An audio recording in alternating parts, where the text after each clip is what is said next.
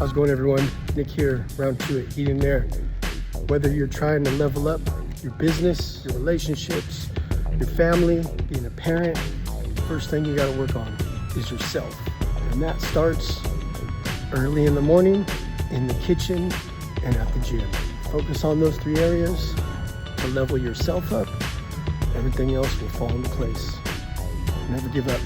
Round two at Eating There. I woke up one day in Vacaville, round the